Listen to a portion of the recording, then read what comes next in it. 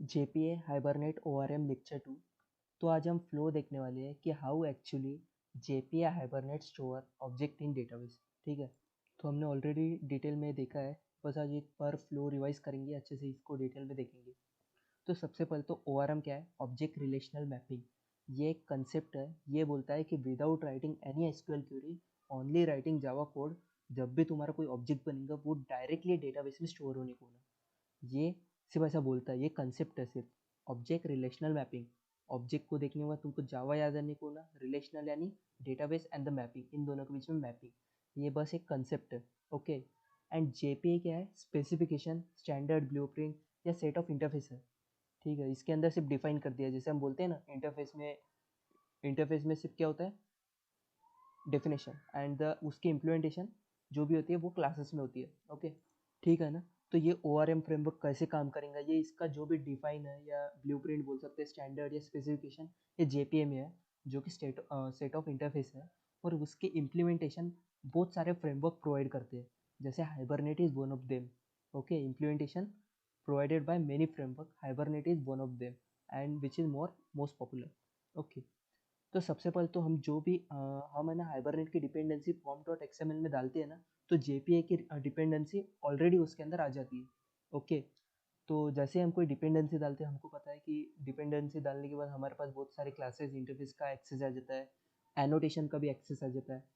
Annotation का simple सा मतलब है कि एक्स्ट्रा इन्फॉर्मेशन प्रोवाइड करता है वो। ओके, तो जैसे ही हम हाइबरनेट की डिपेंडेंसी फॉर्म डॉट एक्सएमएल में डाल देते हैं, तो हमारे पास बहुत सारे classes, interface and the annotation का एक्सेस आ जाता है। One of them is @entity annotation. Okay, जैसे ही @entity हम कोई क्लास के ऊपर लगा देंगे, तो हाइबरनेट इसको एज अ एंटिटी ट्रीट करेंगे। ओके, और हम जो @entity हमने देखा था कि हम हाइबरनेट वाला यूज़ नहीं करेंगे, हम यूज़ करेंगे JPA वाला, क्योंकि JPA क्या है? Standard blueprint. कल जाके हमको हमारा प्रोजेक्ट दूसरे फ्रेमवर्क में करना है, शिफ्ट करना है, तो बहुत ईजी हो जाएगा, हमको सिर्फ डिपेंडेंसी चेंज करना पड़ेगा और थोड़े बहुत माइनर चेंजेस, क्योंकि हमने ऑलरेडी इम्प्लीमेंटेशन तो यही प्रोवाइड कर रहा है ना। सॉरी, हमने जो भी डिफाइन है वो तो JPA का ले रहा है ना, implementation is provided by different framework. Okay, तो हम हमारा बता देंगे, हम फॉर्म डॉट एक्सएमएल में बता देंगे कि डिपेंडेंसी कौन से फ्रेमवर्क यूज़ करना है। जैसे हम हाइबरनेट की डिपेंडेंसी डालते हैं तो JPA की ऑलरेडी आ जाती है। फॉर एग्जांपल हमको चेंज करना है तो हम हाइबरनेट की डिलीट कर देंगे और दूसरे फ्रेमवर्क की डिपेंडेंसी ऐड कर देंगे। ओके, और उसके अंदर ही डायरेक्टली JPA की भी ऑलरेडी आ जाएंगी, और हमको बहुत से माइनर चेंजेस करने पड़ेंगे to change our project from one framework to different framework. Okay, ठीक है, तो मैंने ये बोला कि जैसे हाइबरनेट की डिपेंडेंसी हम ऐड कर देते हैं, हमारे पास बहुत सारे इंटरफेस, क्लासेस, एनोटेशन का एक्सेस आ जाता है। जैसे entity manager factory, one of the interface that makes entity manager. हमने कोड भी देखा कि कैसे entity manager factory entity manager को बनाता है, और एंटिटी मैनेजर मैनेज करता है एंटिटी ऑब्जेक्ट्स को। ठीक है, तो इसके अंदर एक मेथड होता है परसिस्ट नाम का, एंटिटी मैनेजर। ओके, तो वो ऑब्जेक्ट को परसिस्ट कराता है, यानी वो स्टोर कराता है डेटाबेस में। अब एक persistent डॉट एक्सएमएल फाइल होती है, ये देखो persistent डॉट एक्सएमएल फाइल, जिसके अंदर सब चीज़ें स्टोर होती है कि तुम कौन सा डेटाबेस यूज़ करने वाले, तुम्हारे डेटाबेस का नाम क्या है, ठीक है, उसका एड्रेस, जैसे लोकल होस्ट है हमारा, उसका यूज़र नेम, उसका password, and behind the same ORM uses JDBC driver. हमको पता है कि ORM JDBC ड्राइवर यूज़ करता है। ठीक है, तो तुम्हारा जो भी डेटाबेस है उसके हिसाब से जो भी ड्राइवर है वो ये इधर बता देता है, क्योंकि अब हम डायरेक्टली जो हमारी डेटा एक्सेस लेयर है वो JDBC से बात नहीं करेंगी, हम बात करेंगे ORM से, और ORM बात करेंगी JDBC से। ठीक है, तो परसिस्टेंट डॉट XML फाइल में ऑलरेडी ये सब इन्फॉर्मेशन होती है, और हाइबरनेट से स्पेसिफिकेशन, स्पेसिफिक प्रॉपर्टीज भी होती है। ठीक है, तो कल जाके हम कोई दूसरा फ्रेमवर्क यूज़ करेंगे तो हम इसको डिलीट कर देंगे और दूसरे जो भी प्रॉपर्टी है वो हम ऐड कर देंगे यहाँ पे। ओके, तो इसके अंदर ये जो हाइबरनेट शो एसक्यूएल है, हमने हमारे जैसे प्रोग्राम रन किया था तो हमको सीक्वल दिखती है, तो ये दो तो इसके है कि शो सीक्वल फॉर्मेट, उसको सीक्वल में फॉर्मेट कर दो, एंड ये अपडेट है, आज इसको डिटेल में देखेंगे। एंड देन ये हाइबरनेट डायलेक्ट है। ठीक है, तो आई थिंक आपको क्लियर हो गया होगा कि how actually JPA hibernate store object in database. तो सबसे पहले तो जैसे हम डिपेंडेंसी ऐड कर देते हैं, उसके कारण हमारे पास बहुत सारी चीज़ों का एक्सेस आ जाता है, क्लासेस, इंटरफेस, एनोटेशन। @entity लगाते ही वो मेथड वो क्लास को वो as a Hibernate entity treat करता है। ठीक है, और फिर हमारे पास बहुत सारे क्लासेस इंटरफेस का तो एक्सेस आई। तो एंटिटी, ये देखो हमने कोड लिखा था कि entity manager factory entity managers को बनाता है, and then entity manager manage करता है डिफरेंट एंटिटी ऑब्जेक्ट्स को। और इसके अंदर एक मेथड भी है, ट्रांजेक्शन डॉट गेट ट्रांजेक्शन। ठीक है, ओके। तो हमने ये हमारी एंटिटी बना दी थी, employee E1 is equal to एक हमने ऑब्जेक्ट बना दिया। और इसके अंदर एक मेथड है परसिस्ट, em डॉट परसिस्ट, ये एम्प्लॉई मैनेजर रेफरेंस इसका एम्प्लॉई एंटिटी मैनेजर है। ठीक है, तो em डॉट परसिस्ट एक मेथड है जो कि स्टोर कर देता है। अब ये स्टोर करेंगे तो कहाँ करेंगे, इसको थोड़ा ना पता कि कौन सा डेटाबेस में करना है, कौन से टेबल में करना है। तो उसके लिए तो persistent डॉट XML फाइल है ना।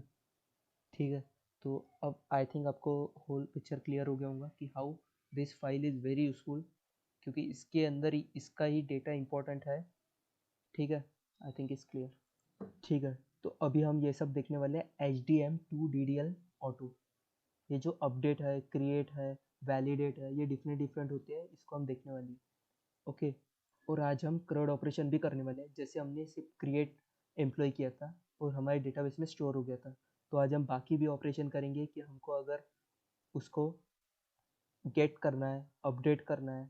ओके, तो ये भी करेंगे। ओके, तो ये देखो, ये जो क्रिएट एम्प्लॉय है, हमने कल देखा था, ये कल बनाया था हमने। ये देखो, सबसे पहले तो ये एम्प्लॉय डॉट जावा, इसको हमने एज अ एंटिटी बना दिया था, @एंटिटी बना दिया था। ठीक है, तो इसके ये सब एट्रीब्यूट्स है, and then getters and setters में था, and then constructor, empty constructor and constructor with field.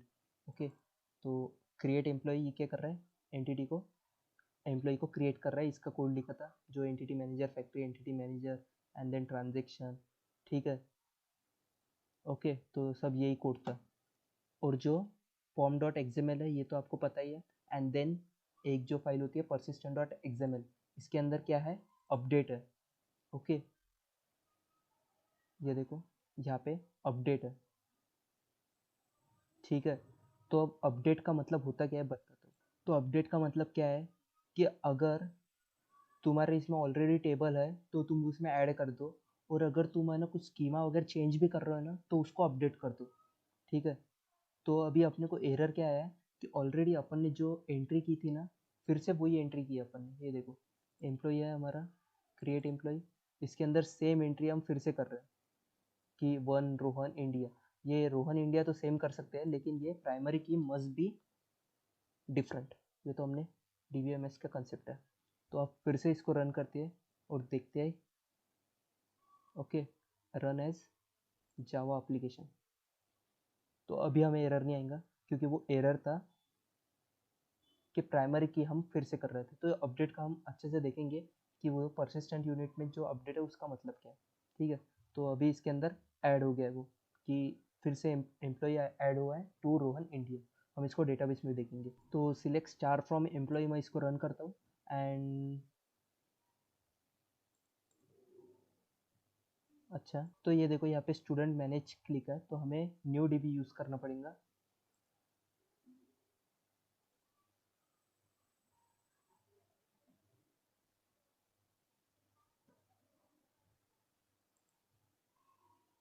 तो ये देखो, हमने न्यू DB यूज़ किया है, and then select star from employ. Okay, तो आपको क्लियर हो गया होगा कि हम अभी न्यू DB में हैं, और सिलेक्ट स्टार में ये देखो दो फिर से ऐड हो गया, Rohan India and the ID is 2।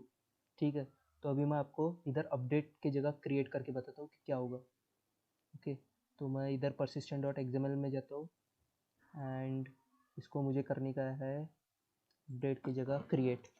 तो क्रिएट क्या करेंगे, अगर टेबल रहेगा तो उसको ड्रॉप कर देंगे, ड्रॉप यानी डिलीट, पूरा डिलीट मार देंगे टेबल, एंड फिर से ऐड करेंगे।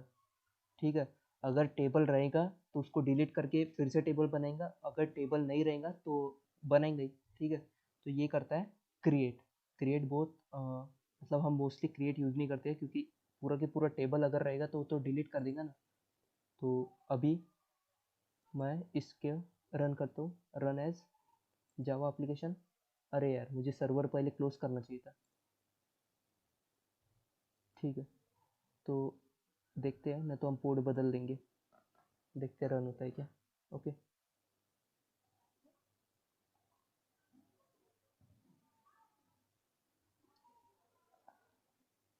ठीक है, हो गया। तो इसने क्रिएट क्या कर दिया, drop table if exist employ. तो इसके अंदर एम्प्लॉय तो ऑलरेडी था, तो फिर से मैं यही रन करता हूँ। तो देखो उसने डिलीट कर दिया, जो हमारा फर्स्ट पूरा टेबल उसने डिलीट कर दिया और फिर से बनाया, और वो उसने सिर्फ ये वाली एंट्री रखी जो कि हमने अभी रिसेंट में ऐड की थी क्रिएट एम्प्लॉय में। ठीक है, तो टू रोहन इंडिया ये उसने सिर्फ ऐड किया। ओके, तो ये तुमको ये समझ में आ गया होगा कि HBM2DDL कमांड है क्या, क्रिएट अपडेट। अपडेट क्या करेंगे, अगर तुम कोई स्कीमा में चेंज कर रहे हो ना तो भी वो कर देंगे चेंज। ठीक है, एक वैलिडेट भी है, अगर तुम कोई स्कीमा में चेंज कर रहे हो, तुम कोई स्कीमा में चेंज कर रहे हो, ये देखो सबसे पहले एक इमेजिन करो कि तुम अभी स्कीमा में चेंज कर रहे हो। क्रिएट तो सिंपल है कि अगर टेबल रहेगा तो भी डिलीट कर दो, टेबल नहीं रहेगा तो बना दो। तो क्रिएट तो हर चीज़ में अपना नई टेबल बनाने वाला है। ओके, अगर वैलिडेट रहा तो क्या होगा, अगर तुमने यहाँ पे अगर कुछ स्कीमा में चेंज किया ना तो वैलिडेट में तुमको एरर आ जाएगा, लेकिन अपडेट में तुमको एरर नहीं आएगा, वो अपडेट कर देगा। I think it's clear, it will make sense if we do practical. Validate, अब मैं वैलिडेट कर रहा हूँ एंड देन ओके, तो मैं एक एम्प्लॉय बना रहा हूँ, तो इसके अंदर मुझे एक चीज़ और ऐड करनी पड़ेगी, या मैं स्कीमा को चेंज कर रहा हूँ तो मैं एड्रेस को डिलीट कर सकता हूँ, तो मुझे कुछ ऐड करने की गरज नहीं। तो मैं एड्रेस को इधर ये कर देता हूँ एंड देन हमारी जो भी एड्रेस की प्रॉपर्टी है उसको कमेंट एंड देन इधर स्ट्रिंग एड्रेस, ये भी ये भी डिलीट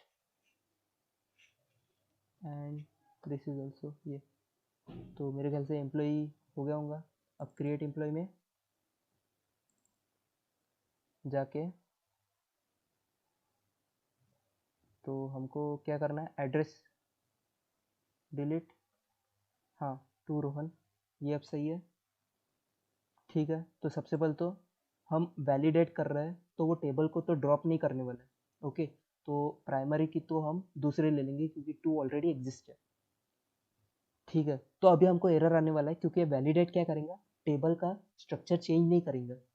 ठीक है, तो लेट्स से कंट्रोल एस कर रहा हूँ मैं एंड देन सर्वर को स्टॉप कर दिया and then create employ run as Java application. तो वैलिडेट में हमको एरर आएगा। ठीक है, एंड देन रन।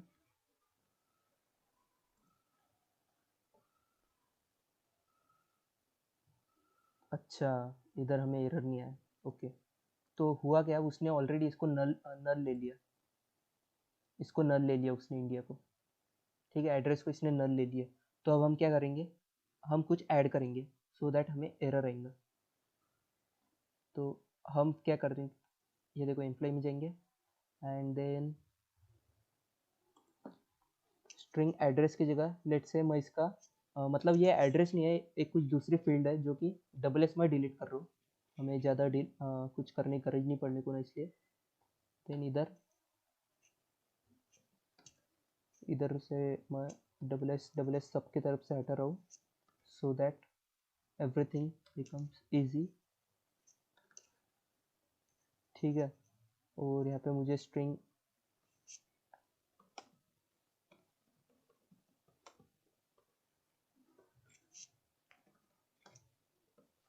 ठीक है ADDRE ओके एंड देन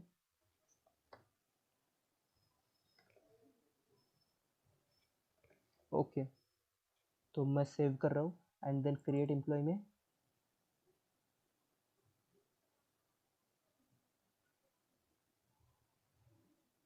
हाँ क्रिएट एम्प्लॉय में यहाँ पे मुझे क्या ऐड करना पड़ेगा, एड्रेस। ओके, तो एड्रेस कौन से नंबर पे था, वही नंबर पे ऐड करेंगे। हाँ थर्ड नंबर पे ADDRE है, ये एड्रेस नहीं है, ये कोई और अनेक कोई एक अलग कॉलम है। ठीक है, तो इसको मैं कुछ भी दे रहा हूँ अभी and then control S save and then server तो ऑलरेडी स्टॉप ही है, तो इसको रन एस करेंगे जावा एप्लीकेशन और अब देखेंगे। तो अब हमें एरर तो आने को होना, क्योंकि वैलिडेट है, वैलिडेट स्कीमा को अपडेट नहीं करता है, ये देखो। ठीक है, वैलिडेट स्कीमा को अपडेट नहीं करता। इधर एरर हमको प्राइमरी की का आएगा क्योंकि प्राइमरी की ऑलरेडी एग्जिस्ट है। तो हम क्या करेंगे, 3 की जगह 4 ले लेंगे एंड फिर से और एक बार रन करेंगे इसको, control S and then run as. ठीक है, तो अब हमको एरर आएगा, वैलिडेट में स्कीमा अपडेट नहीं होता है। ठीक है, अब हम उसको अपडेट करेंगे ना तो स्कीमा अपडेट हो जाएंगे। ये देखो, स्कीमा मैनेजमेंट एक्सेप्शन। अब मैं क्या करता हूँ, persistent डॉट एक्सएमएल में जाता हूँ एंड देन वैलिडेट की जगह अपडेट लिखता हूँ, अपडेट। तो अपडेट क्या कर देंगे, इसको अपडेट कर देंगे। तो क्रिएट एम्प्लॉय में जाता हूँ, रन एज, उस स्कीमा को ही अपडेट कर देंगे। ठीक है, तो अब देखते हैं क्या होगा, कुछ एरर नहीं आएगा अभी। तो ये देखो, इसने अल्टर कर दिया टेबल को, दिख रहा है। और हम अब इधर जाएंगे एंड देन रिफ्रेश। ये देखो, उसने ऐड कर दिए 3 रोहन। ठीक है, सॉरी, उसने, मैं फिर से एक बार रिफ्रेश करता हूँ। हाँ यस, उसने एक नया कॉलम ADDRE करके ऐड कर दिया, और जो नल है उसको नल रखा और उसने ऐड कर दिया ये रोहन HJSC, मैंने ये ऐड किया था। ठीक है, ADDRE में। तो आई थिंक इट्स क्लियर कि अपडेट क्या करता है, क्रिएट क्या करता है एंड वैलिडेट क्या करता है। ओके, तो ये कौन सी कमांड है, ये देखो persistent डॉट एक्सएमएल में ये हमने HBM टू DDL ये वाले कमांड देखे। और अपने CRUD ऑपरेशन तो सिंपल है कि क्रिएट कर रहा है, क्रिएट बोल तो क्या कर रहा है कि उसके अंदर डेटाबेस में सेव कर रहा है। फिर ऐसे ही हम रीड एम्प्लॉय नाम का भी कर सकते हैं। ये देखो, जाएंगे क्लास बनाएंगे, रीड एम्प्लॉय डॉट जावा करेंगे। ठीक है, तो let's say read EMPLOY dot जावा, तो ये तो जावा ऑलरेडी आ जाता है यार। ठीक है, रीड एम्प्लॉय बना देंगे एंड देन सेव। ठीक है, रीड एम्प्लॉय बना दिया उसने। इसके अंदर हमको ये भी मेथड चाहिए था, पब्लिक स्टैटिक वॉइड है।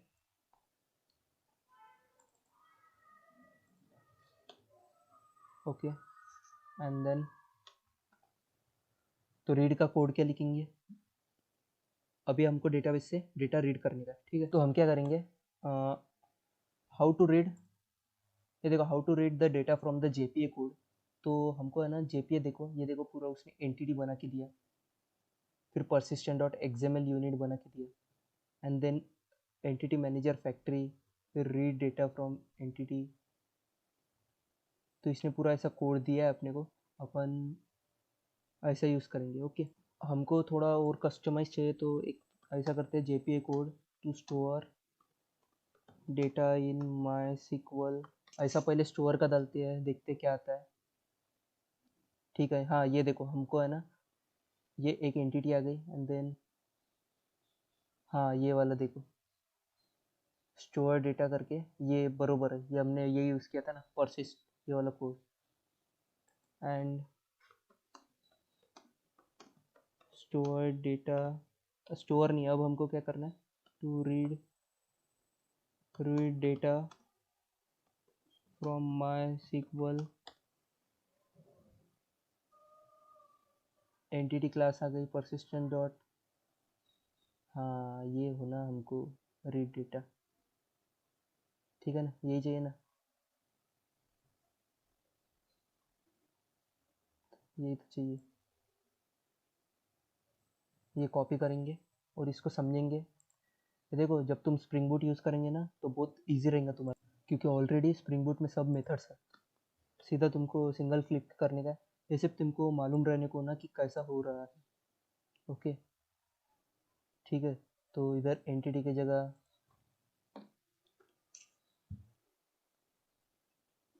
ठीक है, ठीक है, तो ये कोड को पहले समझ लो। हम हमेशा क्या करते हैं, एंटिटी मैनेजर फैक्ट्री से एंटिटी मैनेजर बनाते हैं। ठीक है, एंटिटी मैनेजर मैनेज करता है एंटिटी ऑब्जेक्ट्स को। तो इसने एक, ये ऑलरेडी इधर ये मतलब दूसरे मेथड बनाने का काम नहीं था, बट इन्होंने बना दिया है।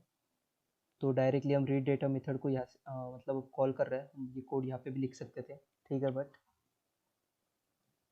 ओके, तो ये बेसिकली जब हमको एक साथ में 4-5 मेथड बनाने का है, रीड डिलीट ये, तो हम अलग अलग क्लासेस में बनेंगे, तो इतना कोड हमें फिर से रिपीट करना पड़ेगा, इसलिए इन्होंने एक ही जगह पे कर दिया है।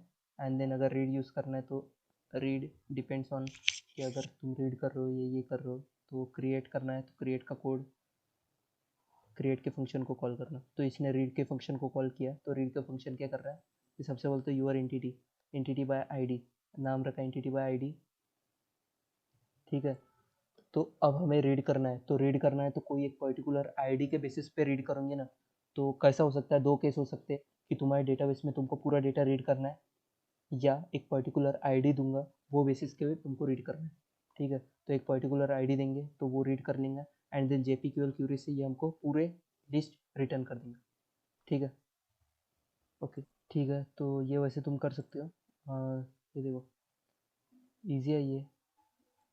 करना क्या है, ये दो लाइन कॉपी करो एंड देन इधर जाओ,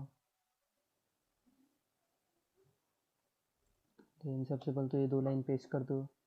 ये ठीक है ईजी है, ये मेरे ख्याल से तुम कर सकते हो।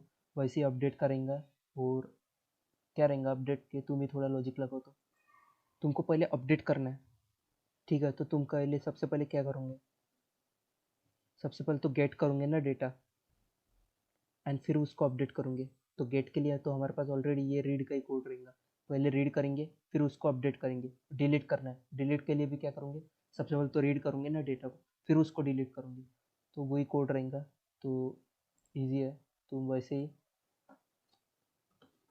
Delete and update code from JPA code, क्या पता रॉन्ग लिखा है कि नहीं, बट आने को तो ना, देखते आता है क्या। तो ठीक है, ये देखो इसने एक साथ में क्रिएट, रीड, अपडेट, डिलीट ये सब बना के दे दिया है। तो रीड के लिए तुम ये ट्राई कर सकते हो, कुछ नहीं है इसके अंदर, ऑलरेडी सब डिफाइन है, ठीक है। रीड डेटा क्या देखा हमने, एक आईडी से वो डेटा लेता है, ठीक है। Entity manager dot find your entity class dot class, your entity बोल तो कौन थी हमारी एंटिटी, कौन थी एम्प्लॉय, एम्प्लॉय डॉट क्लास लिखेंगे हम, ओके। और ये इधर क्या थी, हाँ ये 1L क्या है, ये एक आईडी है, ओके। तो बस यार वही तो है, इसको थोड़ा सा ऐसा करते हैं, बहुत दूर हो गई तो, ठीक है। तो वैसे ही रीड का है, अपडेट का है, डिलीट का है। ये देखो डिलीट का क्या रहेगा, तुम सबसे पहले तो आ, हाँ पर्टिकुलर आईडी का तुम लेंगे और उसको डिलीट कर दोगे, ठीक है। तो रिमूव का एक डायरेक्टली एंटिटी टू डिलीट, तो वही है सब, इजी है। डायरेक्टली इसमें ऑल मेथड्स ही है, मतलब तुमको इतना करने की गरज भी नहीं, डायरेक्ट इसके अंदर रिमूव मेथड है, ठीक है। एंटिटी टू डिलीट इसके अंदर डायरेक्ट मेथड ही है। ये देखो आईडी से तुमने लिया वो डायरेक्ट रिमूव कर दिया, यानी रीड करने की गरज नहीं, वो डायरेक्ट ही एक रिमूव मेथड है, ओके। तो ये सब इजी है, तुम ट्राई करके देख सकते हो, ओके।